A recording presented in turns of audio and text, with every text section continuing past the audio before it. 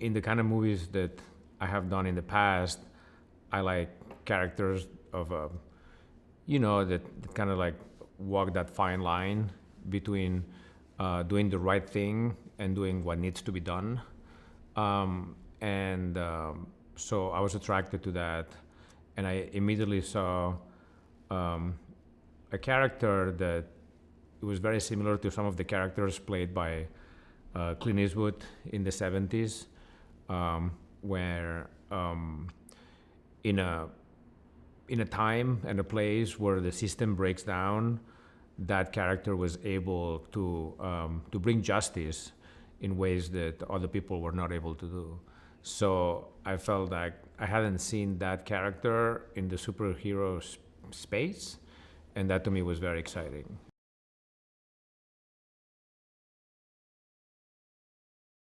Honestly, just wanted to tell his story. I mean, my main objective was just to make it a Black Adam movie and to offer the fans a clear understanding of why he is the way he is and what happened to him. So in the movie, we're also introducing other characters with the Justice Society. That's for extra superheroes, which is not very usual in a superhero movie. Usually you go just introduce one by one and then they all come together in another movie. So for me, the big challenge was to still make it a Black Adam movie while introducing other superheroes, which are amazing and they deserve their space, and people don't know them that much, so they deserve to be introduced properly. So there was a lot of things going on in the script, and my main goal, to this day, is to make it a Black Adam movie and that we understand his journey.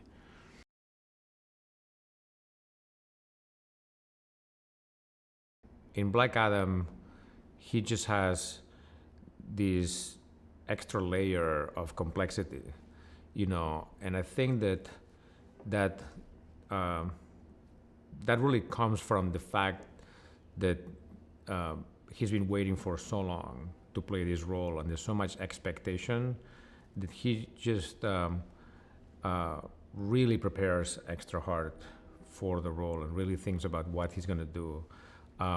Black Adam is a character that doesn't really speak much. Doesn't really. He's a bit distant. He's a little bit. He doesn't interact.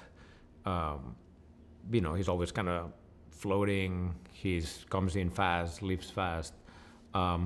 That's not something that he's been doing in other movies. In other movies, he's been a lot more charming, a lot more, with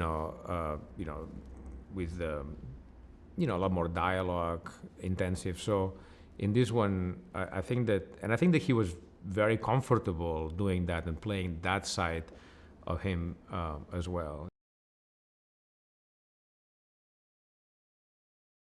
That's one of the interesting parts of our movie, as it kind of thematically talks about what makes a hero, or who has the right to define what justice is, and I think that I wouldn't call Black Adam's moral code questionable. I would just say that his moral code is just not maybe up to date with the times that we live in, right?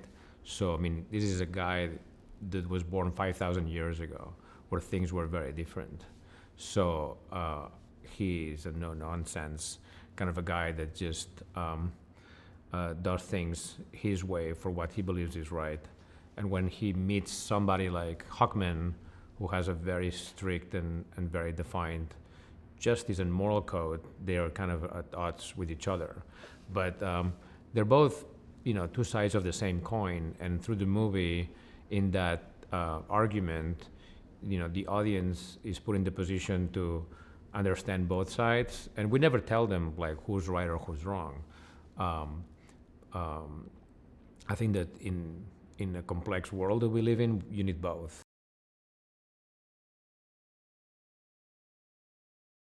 So we have Hawkman, Dr. Fate, Cyclone, and Atom Smasher.